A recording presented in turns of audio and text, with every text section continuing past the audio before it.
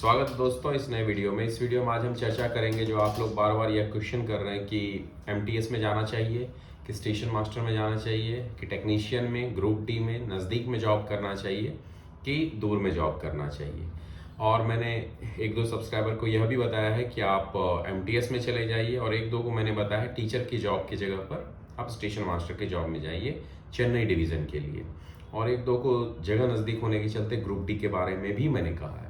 तो चलिए सिलसिलेवार बात करते हैं। पहले स्टार्ट में एक सब्सक्राइबर ने कहा मुझे कि आपको टीचर में भी जॉब हो सकता है और उन्हें ऑलरेडी चेन्नई डिवीजन में स्टेशन मास्टर में जॉब हो गई है, तो किस में जाना चाहिए। पहली बात है कि हो सकता है वाला ऑप्शन है, तो हो सकता है वाला में इसका मतलब अभी आपके पास जॉब नहीं है। नो डाउट आपको जॉब हो जाएगा। हो जाने के बाद किसी भी बिहार के टीचर में 20 से 22 हज़ार तक सैलरी दी जाती है। सैलरी के साथ उन्हें किसी भी तरह की अन्य सुविधाएं नहीं दी जाती है। ऑलरेडी सुप्रीम कोर्ट, अगर आप लोग बुरा न माने, सुप्रीम कोर्ट यह एक्सेप्ट कर चुकी है कि शिक्षा मित्र भारत सरकार के कॉन्ट्रैक्ट के ही कर्मचारी है, इसलिए उन्हें कई तरह की जो परमानेंट की सुविधाएं दी जाती है वो नहीं दी जाती है। तो उस स्थिति में आपको टीचर की जगह स्टेशन मास्टर की जॉब में जाना चाहिए, क्योंकि टीचर के जॉब में उतना कुछ नहीं है जितना आप पहले एक्सपेक्ट करते थे, और पहले के टीचर के जॉब में वैसा होता था। पहले के टीचर के जॉब में कई तरह के बेनिफिट्स मिलते थे जो अभी फिलहाल जो नॉर्मली शिक्षा मित्र या इस तरह के पैकेज पे रिक्रूट हो रहे हैं उन्हें नहीं मिल रहा है। उनकी मांगे चल रही है, उनकी लड़ाई चल रही है। हो सकता है आने वाले समय में स्वीकार कर लिया जाएगा। फिर भी 22,000 वर्सेस 75,000 का अंतर बहुत ज्यादा होता है। दूसरी चीज कि अगर आप कहते हैं कि घर से दूर है तो 5 साल बाद ट्रांसफर के ऑप्शन अभी भी अवेलेबल है। नो डाउट ट्रांसफर के लिए प्रॉब्लम्स आते हैं, दिक्कतें आती है, मगर ट्रांसफर हो भी रहे हैं। और अकेला स्टेशन मास्टर कैडर ऐसा है जिसमें ट्रांसफर सबसे ज्यादा हो रहा है।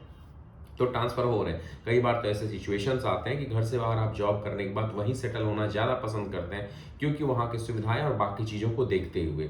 तो मैं कहीं भी यह नहीं मानता कि स्टेशन मास्टर का जॉब की जगह पे टीचर के जॉब कर लिया जाए। वैसे अगर रिस्पॉन्सिबिलिटीज़ की बात करिएगा तो नो डाउट स्टेशन मास्टर में रिस्पॉन्सिबिलिटीज़ है, तो रिस्पॉन्सिबिलिटीज़ तो होगी ही किसी भी स्थिति में। आप उसे किसी भी स्टेट के टीचिंग के जॉब से कंपेयर कर रहे हैं तो कंपेयर का लेवल भी एक सेम होना चाहिए। अन्यथा अगर देखें तो बॉर्डर पे जो सिपाही है उन्हें स्ट्रेस लेवल और टेंशन और रिस्पॉन्सिबिलिटी बहुत ज़्यादा है, तो क्या वो जॉब किसी अन्य जॉब से खराब हो जाती है? तो इस स्थिति में अगर किसी तरीके से बुरा ना कहा जाए तो सबसे अच्छा जॉब होता है कि अगर आप कहीं पर किसी भी जगह पे चपरासी में सेलेक्ट हो जाए तो रिस्पॉन्सिबिलिटी नहीं रहेगी ज़्यादा, क्योंकि आप उसे कर रहे हैं। जॉब वो भी बहुत अच्छा है, अनएम्प्लॉयमेंट के टाइम में जो जॉब आपको मिल रही है वो अच्छा है।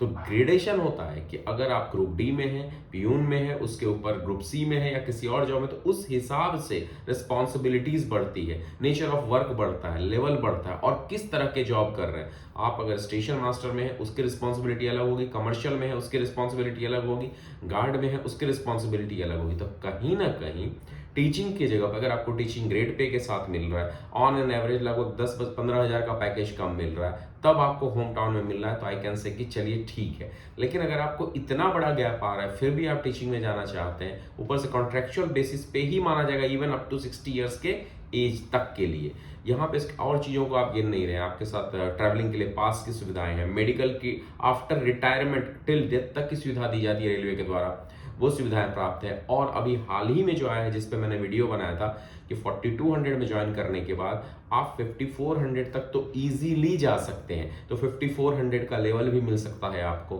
गस्टेड रैंक में भी जा सकते हैं। सारी चीज़ों को कैलकुलेट करिए। इसके बावजूद अगर आपको होम टाउन का सिकनेस लग रहा है और आप करना चाहेंगे तो no doubt you can go, आप जा सकते हैं टीचिंग के जॉब के लिए। डिपेंड करता है आपकी प्रायोरिटी क्या है। दूसरा, मैंने शायद राहुल जी नाम था, उन्हें बताया था राजस्थान के हैं कि राजस्थान में उन्हें घर के नज़दीक में ग्रुप डी में हो रहा है और कहीं बैंगलोर में लेवल 5 में। तो वहाँ मैंने उनको कहा था कि आप ग्रुप डी में कर लीजिए। उसका रीज़न ये था कि रेलवे में ही हो रहा है, उन्हें लेवल 5 और ग्रुप डी में ज़्यादा बड़ा फर्क नहीं रहता है। तो हो सकता है 2 या 3 साल के बाद प्रमोशनल ग्राउंड पे उन्हें वहाँ भी लेवल 6 के भी मिलने के चांस रहते हैं। कई प्रमोशनल ऑप्शन एलडीसी के आते हैं, तो उसके तहत वो जा सकते हैं। तो वहाँ मैंने, उनके पास ये ऑप्शन नहीं था कि टीचिंग में जाने का, तो वहाँ मैंने उन्हें कहा कि नज़दीक के ग्रुप डी में कर लिए। तीसरा, एक बंदे ने पूछा था कि कोलकाता में जॉब हो रहा है एक उनको, और एक कहीं दूर उन्होंने कहा था, तो मैंने वहाँ भी उन्हें कहा था एमटीएस में, वहाँ एमटीएस में चले जाए। उसके रीज़न अलग थे। तो रीजंस जो हैं हर एक के आप लोग पूछते हैं, मैं डिफरेंशिएट करके सबको रीजंस बताता हूं कि इसलिए आप इस जॉब में जाइए या इसलिए इस जॉब में नहीं जाइए। रही बात आप अगर स्टेशन मास्टर के जॉब में आ रहे हैं तो रिस्पॉन्सिबिलिटीज रहेगी, नाइट ड्यूटी रहेगी। तो नाइट ड्यूटी 6 या 7 आपको पूरे महीने में या मैक्सिमम 8 मिलेंगे नाइट ड्यूटी करने के लिए, क्योंकि ऑन एन एवरेज आपके किसी भी स्टेशन पे 3 स्टेशन मास्टर रहते हैं। 3 स्टेशन मास्टर यानी महीने में 8 या 24 यानी 8 की बोलेंगे, बचे हुए 6 उसमें रेस्ट भी होते हैं और उस हिसाब से ड्यूटी कभी किसी के 7, किसी के 9, किसी के 8, किसी के 6 इस हिसाब से बढ़ते हैं, एडजस्टमेंट भी होते हैं। तो नाइट ड्यूटी है नो डाउट, तो उसके साथ बेनिफिट्स भी हैं, रिस्पॉन्सिबिलिटीज भी हैं। आप जिस तरह के वर्क में जाएंगे रिस्पॉन्सिबिलिटीज भी उसी तरह के आएंगी। और कहीं भी किसी भी जॉब के मान सकता हूँ कि स्टेट लेवल का जो जॉब है अभी भी इस तरह के जॉब से कम रिस्पॉन्सिबिलिटी के साथ आरामदायक है। आप देख लीजिए कि आपकी प्रायोरिटीज क्या आ रही हैं। अगर प्रायोरिटीज जो है उस हिसाब से करिए। मेरे हिसाब से मैंने जो रिप्लाई दिया, अगर मैं आपकी जगह होता तो मैं उसे ही प्रीफर करता जो मैं रिप्लाई दे रहा हूँ। आप अपनी प्रायोरिटीज को कैलकुलेट करें, रिस्पॉन्सिबिलिटीज को कैलकुलेट करें, उसके बाद आप डिसाइड करें। फिर भी कंफ्यूजन हो तो आप कमेंट बॉक्स में पूछिए, मैं हेल्प करने का जरूर प्रयास करूंगा। वीडियो अच्छा लगा हो तो लाइक शेयर सब्सक्राइब करिए। धन्यवाद।